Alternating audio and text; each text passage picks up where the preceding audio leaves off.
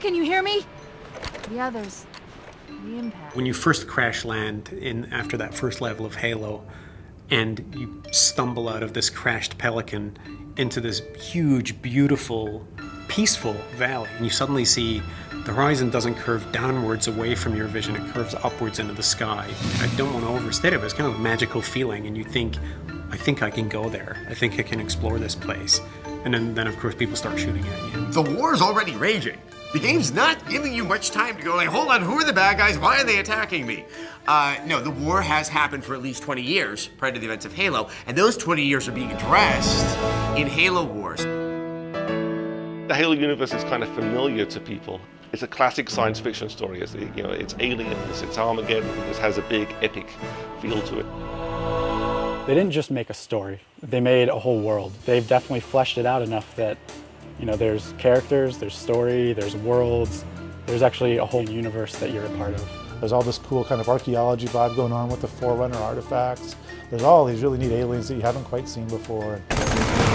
We have 26th century human soldiers driving around in basically cars and shooting bullets. Makes it easy to recognize what's human and what's alien. It's very well thought out. Everything is very realistic and it makes sense.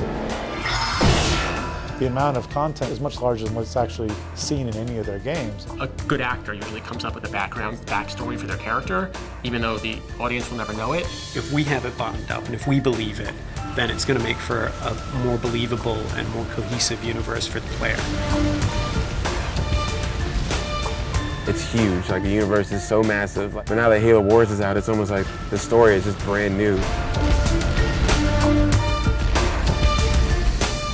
If you're a huge Halo fan, you've probably read some of the books, the graphic novels. The fact that Halo novels have been on the New York Times bestseller list is very surprising and very unusual. It can't be taken lightly to just add a new story. Especially with Halo, there's so many fans that if there's some discrepancy, they're going to know it immediately, and everyone's going to know it. In our case, we're a prequel. How are we going to lead into the story that the people already know? How are we going to set the foundation that makes you go, oh yeah, so that's how this came about? Often in Halo, you can look up and see a space battle going on around you, or evidence of a broader, larger conflict. In Halo Wars, you're controlling that larger conflict. We pull back. You're 40 feet off the ground. You step back and really see this world. There's not just a one Master Chief going through. Halo Wars is a strategy game that kind of abandoning the idea of having one main character, which means it's really about the universe and the fiction. It's very, very daring, though I think it's also a very sensible approach because it does allow for a different storytelling technique. It took us a little while to figure out how to do that in a way that felt like it was still Halo.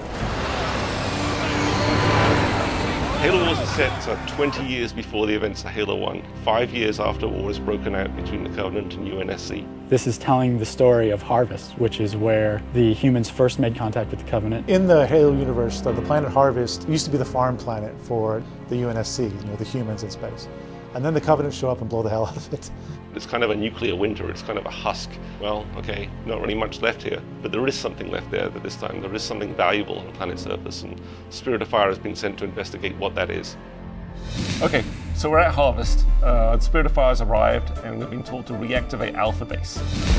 As we arrive on the map, though, bad things are happening. The first battle in Halo Wars is set on Harvest, which is the location for Joe Staten's novel, Contact Harvest. It's famous in Halo lore for being at that meeting point of the two forces. But I think that looking at it as if it were real history is one of the things that helps it feel tightly mapped to the Halo FPS universe. It's the start of the war between the UNSC and the Covenant. One of the most compelling things about the Halo Wars story, certainly for hardcore fans, is going to be seeing Spartans in their prime.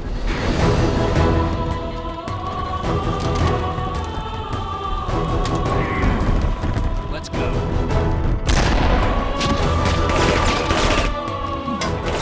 Wow, we were a little bit more awesome back then when we had all these Spartans running around. I've been playing as one Spartan for a long time. It's almost as if I can see a bunch of me's down there.